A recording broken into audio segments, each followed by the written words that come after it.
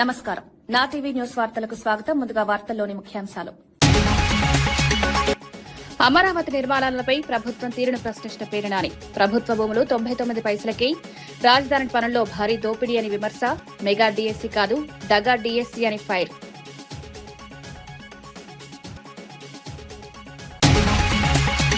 పవన్ కళ్యాణ్ పై విమర్శలు చేస్తున్న వారిపై సంపత్ నాయక్ ఆగ్రహం. దేశం ధర్మం కోసం పవన్ పోరాటం, వ్యక్తిగత జీవితాన్ని రాజకీయాలకు తేవడం సరికాదు, రాజకీయంగా ఎదుర్కోలేకే వ్యక్తిగత విమర్శలు చేస్తున్నారని ఆరోపణ.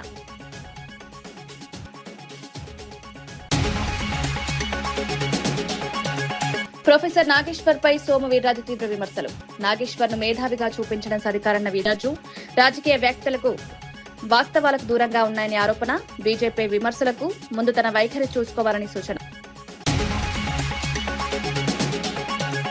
ప్రపంచవ్యాప్తంగా వేగంగా పెరుగుతున్న లివర్ క్యాన్సర్ కేసులు. ఫ్యాటీ లివర్, హైపటైటిస్ వైరస్లతో పెరుగుతున్న ప్రమాదం. లివర్ డ్యామేజ్ సైలెంట్ కిల్లర్ గా మారుతోందని హెచ్చరిక.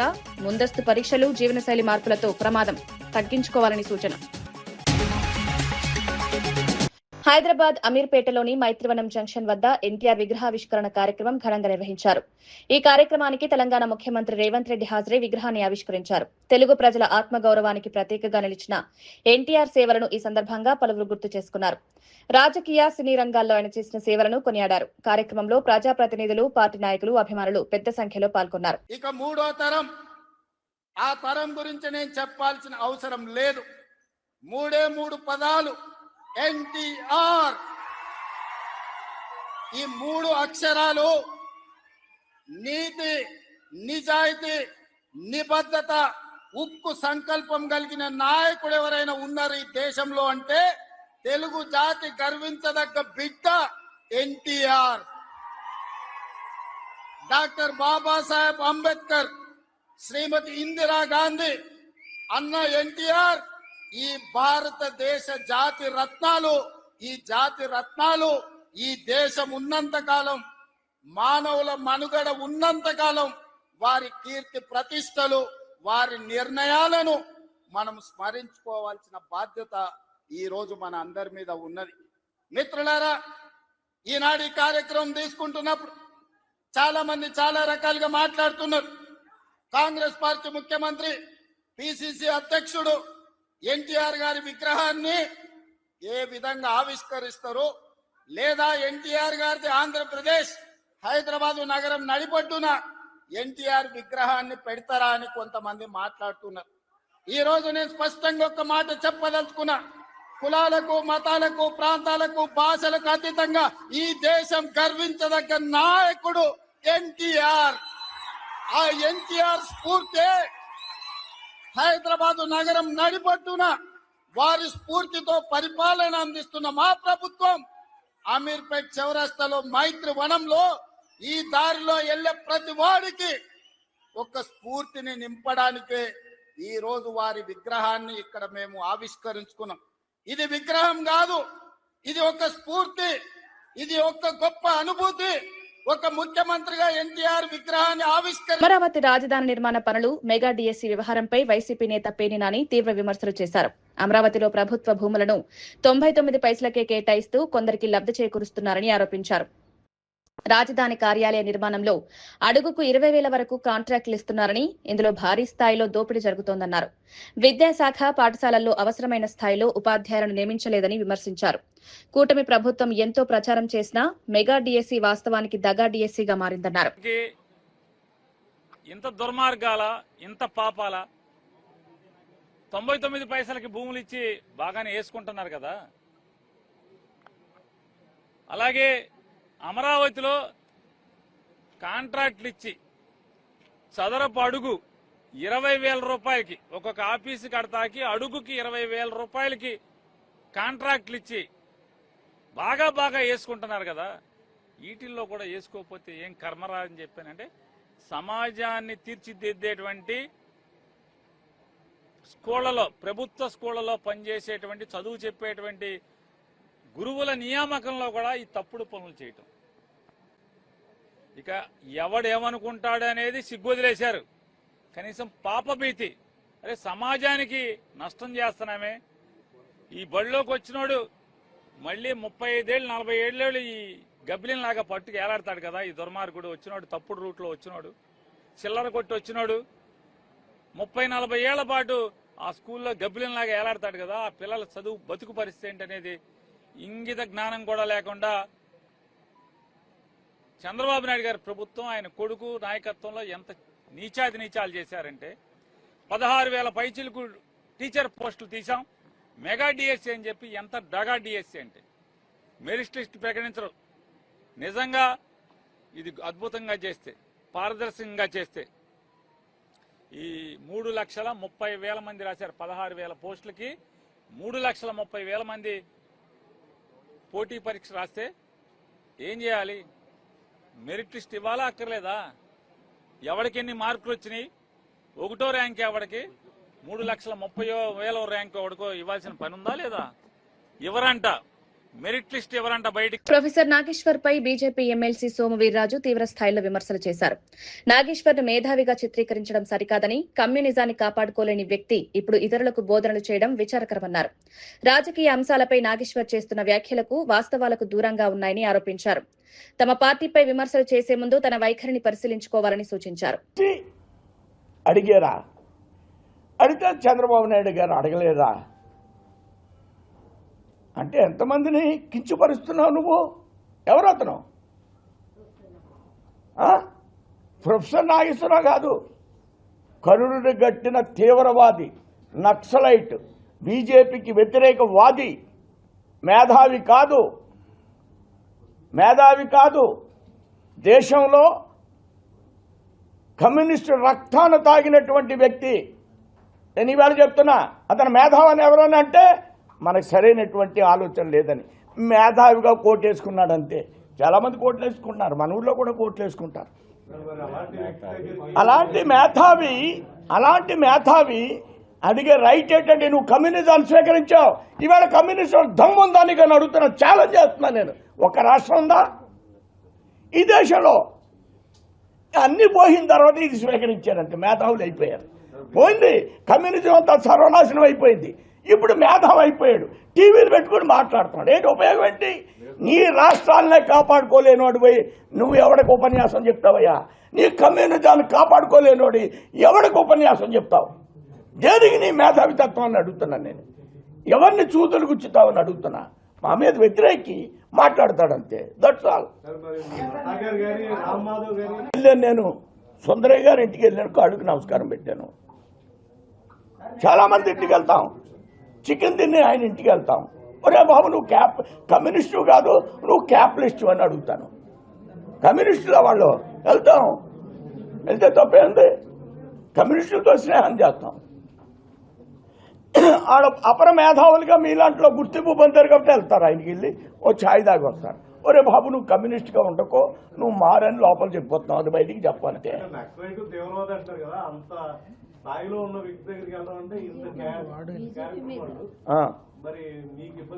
అలాంటి వాడి దగ్గరికి కూడా వెళ్తుంది భారతీయ జనతా పార్టీ. ఈ ప్రొఫెసర్ నాగేశ్వరరావు నన్ను ప్రశ్నించాడు. ఏమన్నాడంటే, ఏమండి వీర్రాజు గారు మీరేంటండి పీడీపీతో పొత్తు పెట్టుకున్నారండి అని అడిగాడు. ఏ పార్టీతో?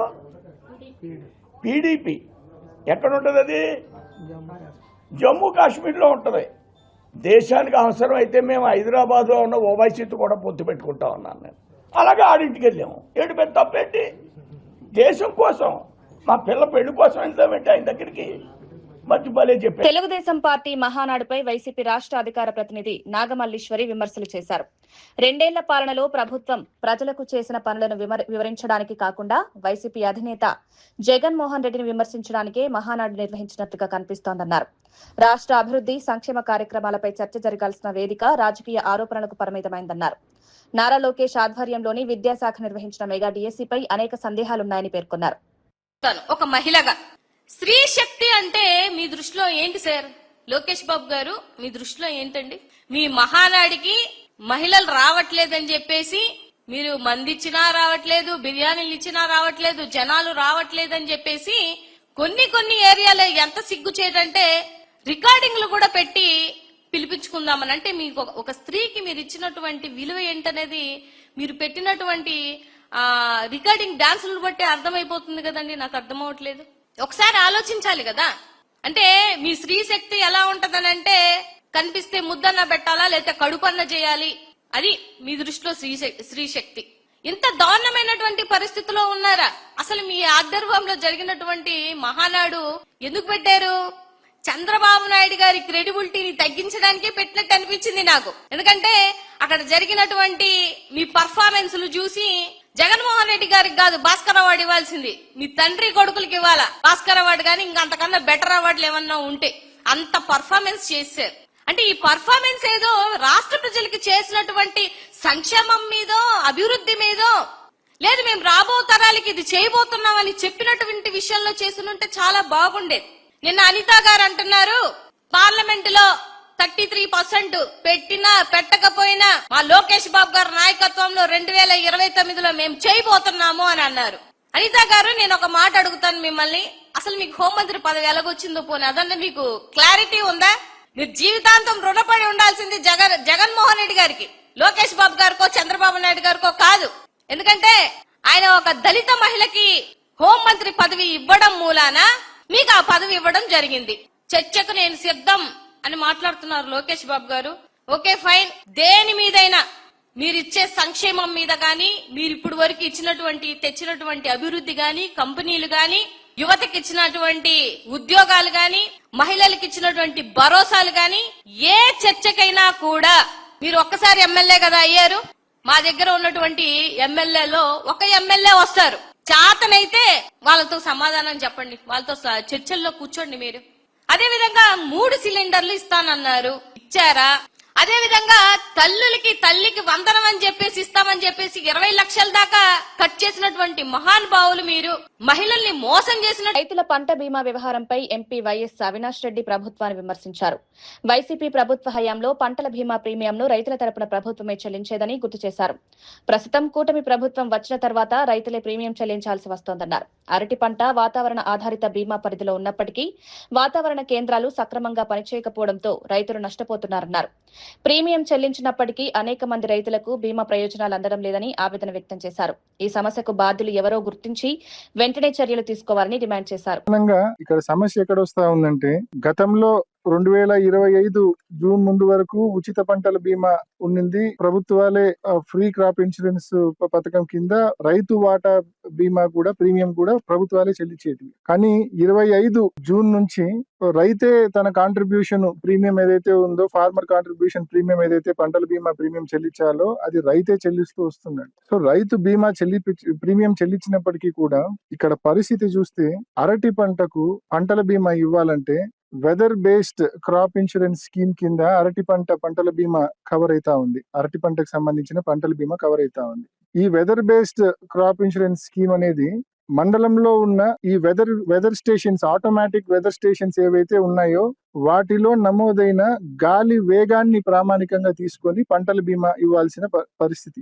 సో గాలి వేగాన్ని ప్రామాణికంగా తీసుకొని పంటల బీమా ఇవ్వాలి. పోనీ మొన్న డ్యామేజ్ అయిన టైంలో, మొన్న ఏదైతే పెనుగాలులు మొన్న రాత్రి వీచి ఇంత పెద్ద ఎత్తున మరి పంట 100 ఎకరాల్లో పంట ఏదైతే నష్టం జరిగిందో మొన్న రాత్రి వీసిన గాలులకు వేముల లింగాల మండలాల్లో, దీనికి సంబంధించి వెదర్ స్టేషన్లలో డేటా చెక్ చేస్తే, ఉదాహరణకు మీదిపెంట్లలో ఉన్నాం మనము, ఈ మీదిపెంట్ల రెవెన్యూ విలేజ్ మొత్తం కూడా వేముల వెదర్ స్టేషన్ కింద కవర్ అవుతా ఉంది. వేముల వెదర్ స్టేషన్ మీరు చూడొచ్చు, ఇక్కడ NA అని ఉందంటే నాట్ అప్లికబుల్, అంటే అసలు వెదర్ స్టేషనే పనిచేయడం లేదని అర్థం. వేరేజ్ ఇదే మండలంలో నల్లచెరువుపల్లిలో ఆటోమేటెడ్ వెదర్ స్టేషన్ ఉంది, అక్కడ 9.2 km/h వేగం రికార్డ్ అయింది. వేరేజ్ వేములకు వచ్చే కొద్దీ అసలు గాలి వేగమే నమోదు కాల.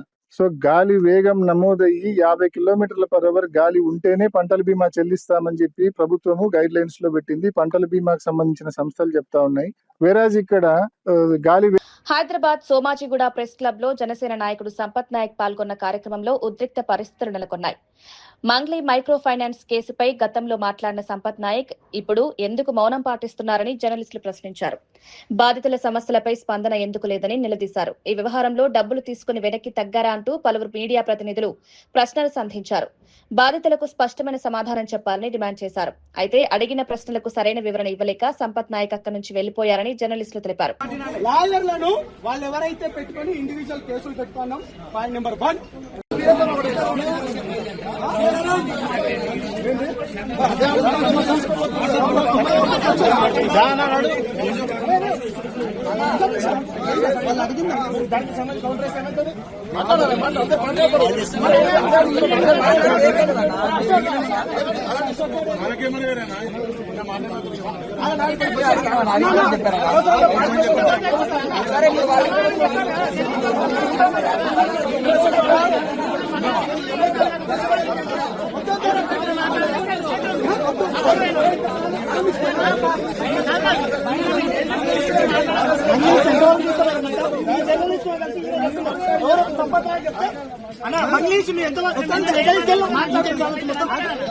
అడిగిన వాళ్ళను పనబెడి చెప్తారు, నిలబెడి చెప్తారు.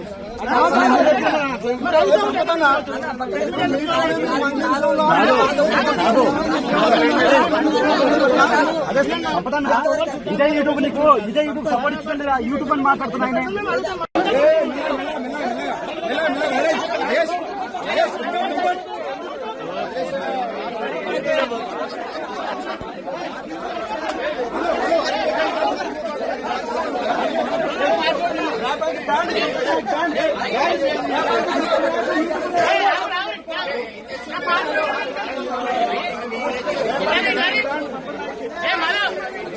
ములుగు జిల్లా ఏటూరు నాగారం మండల కేంద్రంలో మైనర్ బాలికపై లైంగిక దాడి జరిగి గర్భవతి అయిందన్న ఆరోపణలు సంచలనం సృష్టించాయి. ఆరోగ్య సమస్యలతో బాలికను ప్రైవేట్ ఆసుపత్రికి తీసుకెళ్లిన తర్వాత ఈ విషయం వెలుగులోకి వచ్చినట్లు సమాచారం. ఘటనపై మంత్రి సీతక్క స్పందించారు. బాలికకు న్యాయం జరిగేలా ప్రభుత్వం చర్యలు తీసుకుంటుందన్నారు. కేసును అధికారులు పూర్తి స్థాయిలో విచారిస్తున్నారని తెలిపారు. చట్ట ప్రకారం కఠిన చర్యలు తప్పవని స్పష్టం చేశారు. బాధిత కుటుంబానికి అవసరమైన సహాయం అందించేందుకు అధికారులు చర్యలు చేపట్టాలని ఆదేశించారు. వాళ్ళు రిపోర్ట్ ఇవ్వడం జరిగింది తప్పుడు. ఈ అమ్మాయిల మీద ఇదేంది మరి, దీని గురించి ఎందుకు మాట్లాడారు? అమ్మాయి తరపున పోయి కూర్చొని ఏం జరిగిందో ఇక్కడ వాళ్ళు మాట్లాడాలి కదా. బీఆర్ఎస్ నాయకులు మీరు ప్రతిపక్షమే కానీ ఊరుకు లీడర్లు కదా, మరి ఎందుకు మాట్లాడకుండా విలేకరులకు ఇట్లాంటి రాయండి అని ఎందుకు ప్రోత్సహిస్తున్నారు? ఎందుకు ధర్నాలకు ప్రోత్సహిస్తున్నారు?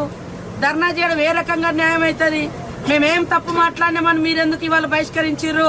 ఈ తప్పుడు వార్త అయితే ఖచ్చితంగా ఎవరైనా శిక్షించబడాలని మేము అన్నాం తప్ప. మరి ఇవాళ ఇక్కడ తమ్ముళ్ళందరూ వచ్చారు, కొంతమంది ఎందుకు వచ్చారు? వాళ్ళకు కూడా ఆడకూతుర్లు ఉన్నారు, ఇళ్ల బిడ్డలు ఉన్నారు. కొద్దిగా ఓపికతోటి డీల్ ఇది ఏం జరిగిందో తెలుసుకొని నువ్వు వాస్తవాలు రాయాల్సింది.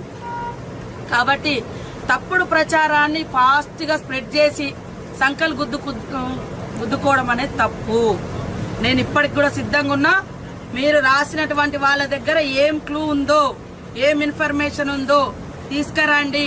సిఐకి చెప్పండి, డిఎస్పీకి చెప్పండి, ఎస్పీకి చెప్పండి, నాకు కూడా ఇవ్వండి. శిక్షించకుంటే మేము దేనికైనా సిద్ధంగా ఉన్నాం. ఇది కూడా మళ్ళా ఫైనల్ చెప్తున్నాం. ఏటూరు నాగారం ప్రజలకు విజ్ఞప్తి, అమ్మాయి కుటుంబంతో మేము మాట్లాడినాము.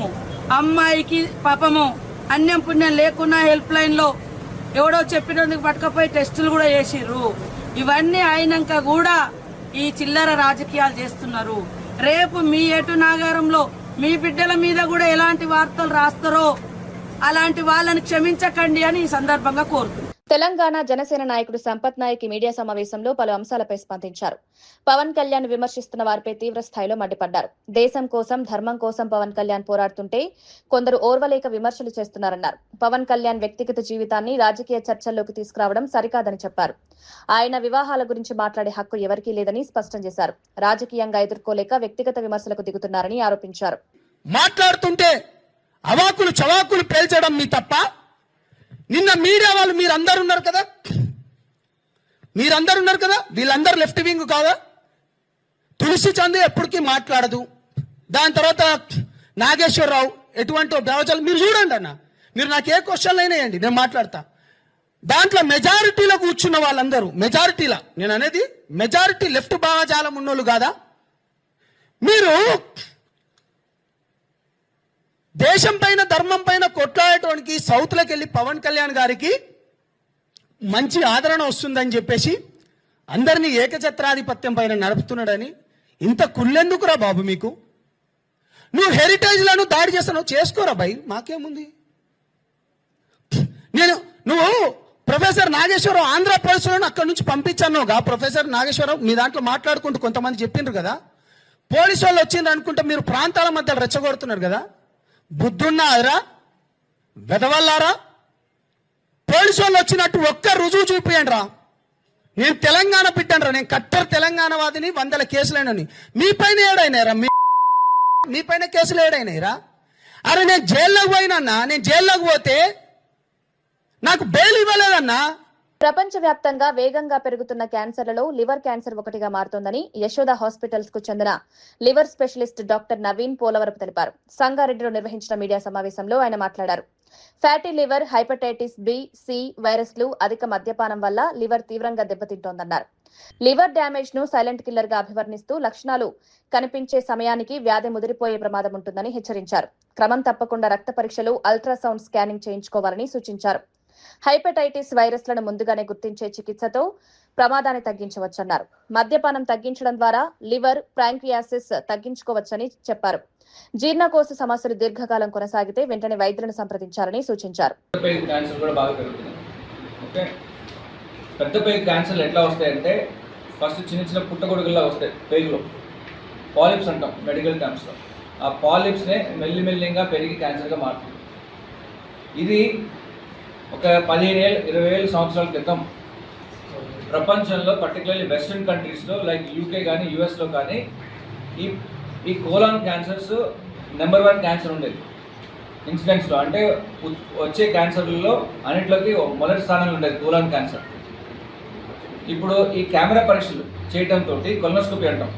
ఓకే, కెమెరా పరీక్షల ద్వారా పెద్ద పేగు చూడటం వలన ఈ పాలిప్ స్టేజ్లో అంటే పుట్టగొడుగుల స్టేజ్లోనే అది కట్ చేసి తీసేయగలుగుతున్నారు. కాబట్టి అలా క్యాన్సర్ని నిర్మూలించగలుగుతున్నారు. కాబట్టి అది 1వ స్థానం నుంచి 8వ స్థానానికి దాన్ని నెట్టగలిగారు కిందకి. దీన్నే బౌల్ క్యాన్సర్ స్క్రీనింగ్ అంటాం. అంటే పేగులో మనం పరీక్ష చేసుకుని ప్రతి ఒక్కరికి వెస్ట్రన్ కంట్రీస్లో అంటే మీరందరూ యూఎస్లో కానీ యూకేలో ఉన్నారనుకోండి, 45 ఏళ్ళు దాటిన ప్రతి ఒక్కరికి గవర్నమెంట్ నుంచి కొలనోస్కోపీ చేయించుకోమని పరిచయం వస్తుంది, లెటర్ వస్తుంది, చేయించుకోండి అని చెప్పి. కెమెరా పరీక్ష చేయించుకున్న వాళ్ళు అట్లాంటి వాళ్ళకి 100 మందిలో 10 మందికి పాలిప్లు కనిపించింది. ఒకరికి క్యాన్సర్, ఇంకా 10 మందికి పాలిప్స్. ఆ పాలిప్స్ ఆ పుట్టగొడుగులో తీసేసామనుకోండి, అలాగా 10 మందికి క్యాన్సర్ తొలగించేసినట్టే కదా మనం కదా. సో అట్లా చాలామందికి కోలాన్ క్యాన్సర్ తగ్గించగలిగారు. అలా మన ఇండియాలో కూడా బాగా పెరుగుతున్నాయి. సో అందుకని అందరూ బాధ్యతగా 45 ఏళ్ళు దాటిన వాళ్ళు, 45 ఏళ్ళు కాకపోతే కనీసం 50 ఏళ్ళు దాటిన వాళ్ళందరూ కూడా కంపల్సరీగా కొలనోస్కోపీ చేయించుకుంటే మంచిది. ఈ పాలిప్ అంటే ఎర్లీ స్టేజ్లో మనం కట్ చేసి తీసేయగలిగితే అది ఫ్యూచర్లో మనకి క్యాన్సర్గా మారకుండా మనము ఆపగలుగుతాం. ఇవన్నీ కూడా మన చేతిలో ఉన్నది. అవేర్నెస్ తెలుసుకోవాలి, అవగాహన రావాలి, అట్లాగే మనము దాని జాగ్రత్తలు తీసుకోవాలి. ఇవన్నీ చేసుకుంటే మనకి ఈ క్యాన్సర్స్, ఈ పెద్ద పేగు ప్రాబ్లమ్స్ కానీ, లివర్ ప్రాబ్లమ్స్ కానీ, ఈ గ్యాస్ ప్రాబ్లమ్స్ కానీ, ఓకే, ఇవన్నీ లేకుండా మనం హెల్తీగా ఉండొచ్చు. అది కాకినాడ జిల్లా జగ్గంపేట నియోజకవర్గంలోని గండేపల్లి మండలం మురారి గ్రామంలో డిజిటల్ మహానాడు కార్యక్రమం ఘనంగా నిర్వహించారు. గండేపల్లి క్లస్టర్ ఇన్ఛార్జ్ జాస్తి వసంత్ ఆధ్వర్యంలో జరిగిన ఈ కార్యక్రమంలో జిల్లా టీడీపీ అధ్యక్షులు జ్యోతుల నవీన్ పాల్గొన్నారు. ఎన్టీఆర్ విగ్రహానికి పూలమాలలు వేసి నివాళులర్పించారు. రాష్ట్ర వ్యాప్తంగా 1883 క్లస్టర్లలో ఇంధన పొదుపు లక్ష్యంగా డిజిటల్ మహానాడు నిర్వహిస్తున్నారని నాయకులు చెప్పారు. జగ్గంపేట నియోజకవర్గంలో 12 క్లస్టర్లలో కార్యక్రమం విజయవంతంగా సాగుతోందని వివరించారు. డిజిటల్ విధానం వల్ల ఇంధనం, సమయం, వ్యయం ఆదా అవుతున్నాయని తెలిపారు. ప్రభుత్వం ప్రజా సమస్యల పరిష్కారమే లక్ష్యంగా పనిచేస్తోందన్నారు.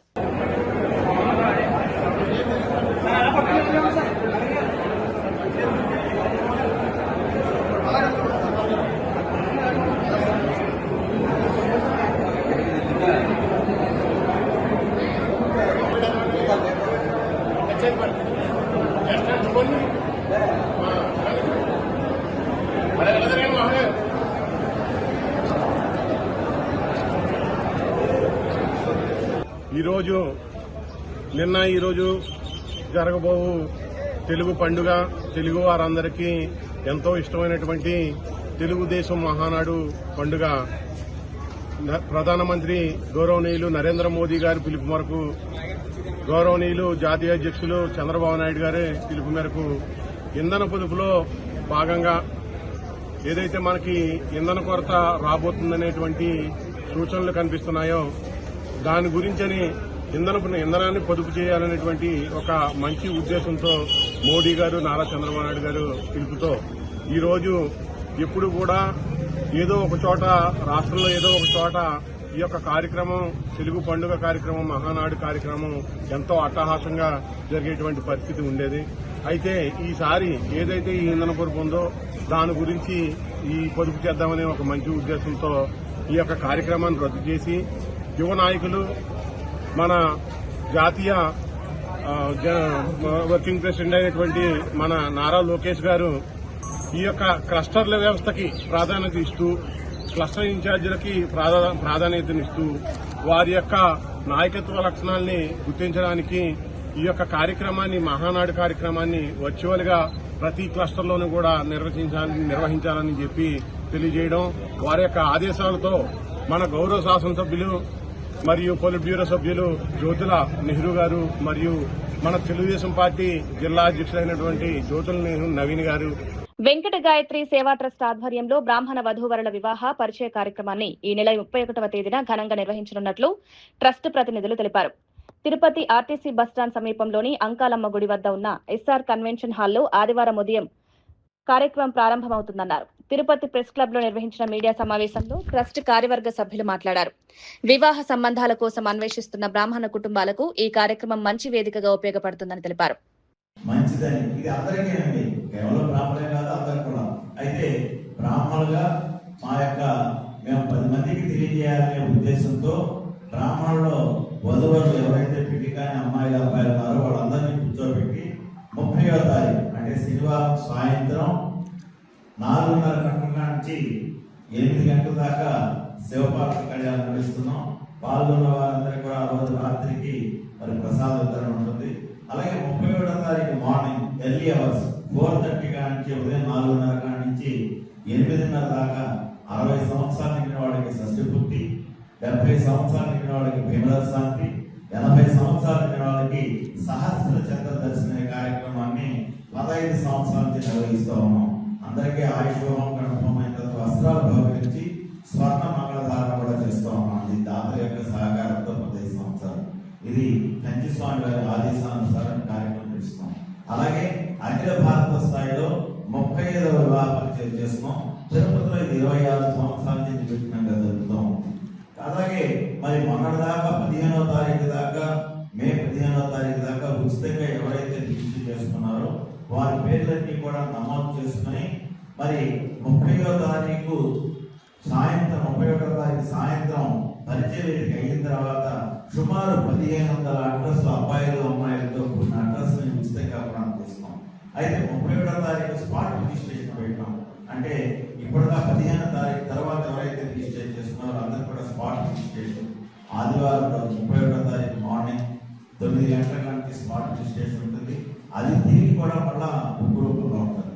దీనికి మరి Andhra Pradesh Brahman credit cooperative society chairman గారు అయినటువంటి కార్పొరేషన్ చైర్మన్ గారు మరి వారు వస్తున్నారు. వారితో పాటు లోకల్లో ఉన్న ప్రజాప్రతినిధులు ఎమ్మెల్యే గారిని, అలాగే సుబ్బనమ్మ గారిని, అలాగే లోకల్ మా సిక్స్ డైరెక్టర్ గారిని, ఇంజనీరింగ్ కాలేజ్ 6 డైరెక్టర్. ఇవి ఈనాటి వార్తా విశేషాలు. మరో బులెటిన్ లో మళ్ళీ కలుద్దాం. నమస్కారం.